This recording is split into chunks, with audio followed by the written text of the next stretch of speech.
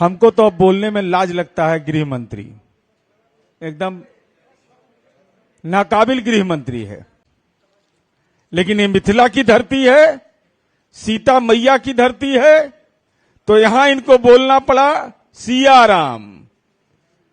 तो अयोध्या में तो अलग करवा दिया, भगवान राम और सीता को अलग अलग कर दिया, खुल गया। वहां उनको दूरबीनवा दे देते ना, इसरो के से मांग करके कहते कि जरा इसको देख लीजिएगा ठीक से।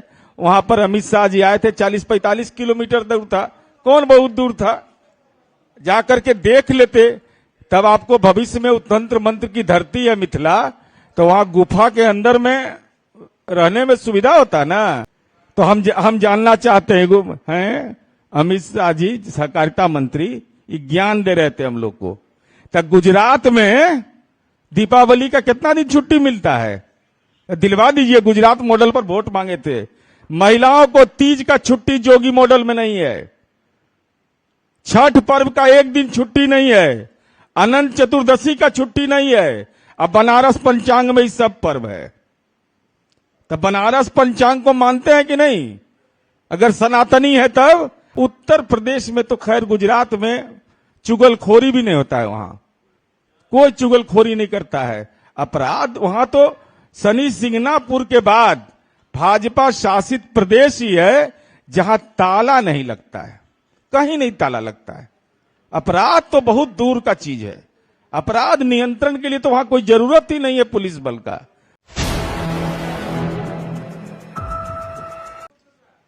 हमको तो अब बोलने में लाज लगता है। गृह मंत्री एकदम नाकाबिल गृह मंत्री है।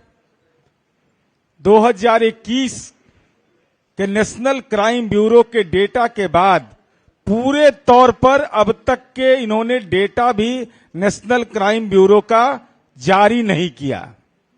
इस सहकारिता मंत्री हैं, सहकारिता मंत्री अमित शाह बिहार के झंझारपुर में आए और झंझारपुर में जो बातें कही हमारी पार्टी के और प्रवक्तागण बताएंगे, लेकिन ये कितने दोहरे चरित्र के लोग हैं, इससे बातों को समझना, इनके भाषण से सुनकर के मुझे इस बात का एहसास हुआ कि बाकी जगहों पर ही नारा लगाएंगे जय श्री राम, लेकिन ये मिथिला की धरती है, सीता मैया की धरती है, तो यहां इनको बोलना पड़ा सिया राम।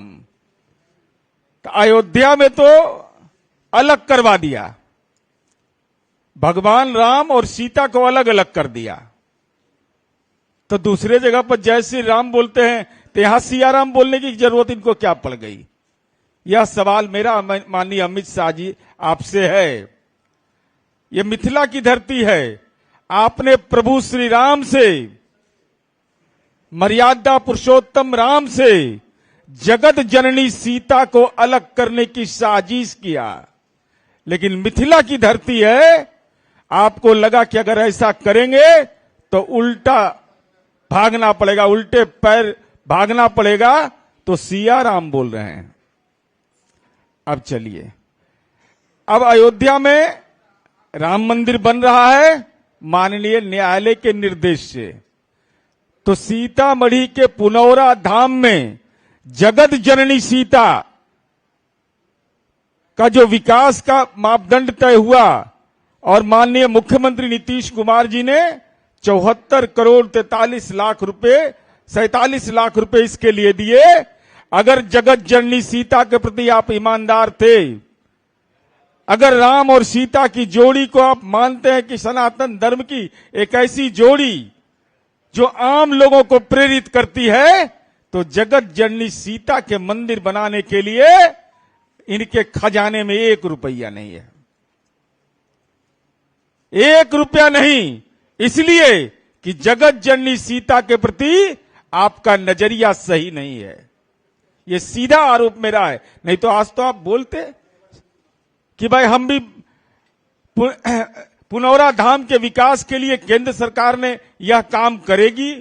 करना तो नहीं है, आपको रहता है, लेकिन मुंहों से छुरछुरी पड़ाका छोड़ते कि हम ही काम कर रहे हैं, जैसे कर देते थे आप, तो वो भी नहीं किए। दूसरा सवाल है कि आज ये तय हो गया कि एम्स दरभंगा में नहीं बनेगा। साफ तौर पर माननीय अमित शाह जी ने कहा कि दरभंगा एम्स नहीं बनेगा। अब अंतर्राष्ट्रीय मिथिला परिषद, मिथिला राज्य निर्माण सेना, संयुक्त मिथिला राज्य संघर्ष समिति, मिथिला स्टूडेंट यूनियन के लोग धरना पर बैठे हुए थे। धरना पर 4 दिन से उनकी सुधि नहीं लिए, उनकी जरूरत उनको नहीं थी। और आदरणीय अमित शाह जी किसको देखने के लिए कह रहे थे? अरे नरेंद्र मोदी के लिए दीजिए इसरो के वैज्ञानिक वाला एगो आंख में दूरबीन, जो कह दिए कि वहां तो बन गया। तो आप तो सहकारिता मंत्री हैं, आप सहकारिता मंत्री हैं, इसका एहसास है ना आपको? तो नरेंद्र मोदी जी ने तो उसका उद्घाटन कर दिया था, कहा खुल गया। वहां उनको दूरबीनवा दे देते ना इसरो के से मांग करके कहते कि जरा इसको देख लीजिएगा ठीक से। वहां पर अमित शाह जी आए थे, 40-45 किलोमीटर दूर था, कौन बहुत दूर था, जाकर के देख लेते। तब आपको भविष्य में तंत्र मंत्र की धरती है मिथिला, तो वहां गुफा के अंदर में रहने में सुविधा होता ना, वहां इलाज भी हो रहा है आपके नजरों में। तीसरा पॉइंट मेरा है कि बाढ़ की समस्या को लेकर के कहा कि कुंभकर्ण की निद्रा सोए हुए हैं। लज्जा नहीं लगता है अमित शाह? बोलने में झूठ में बेशर्म है आप, राजनीति के बेशर्म व्यक्ति हो गए हैं। 4 बार आदरणीय प्रधानमंत्री जी नेपाल गए थे, वीडियो क्लिपिंग है मेरे पास। आपने ये वायदा किया था बिहार की जनता से कि बाढ़ की समस्या का स्थायी निदान कर देंगे। 4 बार गए, वहां कार्यालय खुला हुआ है, G20 का श्रेय ले रहे हैं। तो अब तक हाई लेवल डैम बनाने के बारे में जो सहमति बनी, माननीय उच्च न्यायालय पटना के लोकहित याचिका में यह कहा गया कि केंद्र सरकार इसमें कमेटी बनाए, और इसके पूर्व भी वहां कार्यालय खुला हुआ है। 4 बार प्रधानमंत्री गए, तब मंत्र पढ़ रहे थे क्या? वहां मंत्र सीख रहे थे? चिंता नहीं हो रही थी बाढ़ का? वहां के आदरणीय प्रधानमंत्री जी से क्यों नहीं विमर्श किया? आप विश्व के अपने आप को शक्तिशाली प्रधानमंत्री मानते हैं, तो हाई लेवल डैम बनाने पर सहमति हो गई। राज्य सरकार के माननीय मुख्यमंत्री नीतीश कुमार जी लगातार केंद्र से अनुरोध कर रहे हैं कि भाई इसके लिए आप पहल करिए। आप पहल नहीं करते हैं, जाते हैं वहां, जाने के बाद भी आप नहीं करते हैं। इसका मतलब सीधे तौर पर है कि आपको कोई लेना देना नहीं है। बाढ़ की समस्या का कोई स्थायी निदान निकले यह आपकी चिंता का विषय नहीं है। तो कुंभकर्णी निद्रा में तो मोदी जी को सुला दिए। बेचारा गुफा में जाते जाते आंखें बंद हो जाता है इनका, नेपाल जाते जाते इनका आंखें बंद हो जाता है। बाढ़ की समस्या से इनका कोई लेना देना ही नहीं रहता है। तो हम यह जानना चाहते हैं कि आपने और हमने क्या किया है बाढ़ के लिए। ये जगत कितना बड़ी विपदा होती है, पूरे मिथिलांचल के लोग परेशान हो जाते हैं। और आदरणीय मुख्यमंत्री जी आपदा प्रबंधन के तहत नीति बिहार में नीतीश कुमार जी ने बनाया, और जरा सा लाज नहीं लगता है आपको बोलने में? वहां जननायक कर्पूरी ठाकुर, अरे वो बोलते हैं ना कि आदरणीय नीतीश कुमार जी ने वह स्टेडियम बनाया जिसका नाम सामाजिक परिवर्तन के योद्धा जननायक कर्पूरी ठाकुर के नाम पर है।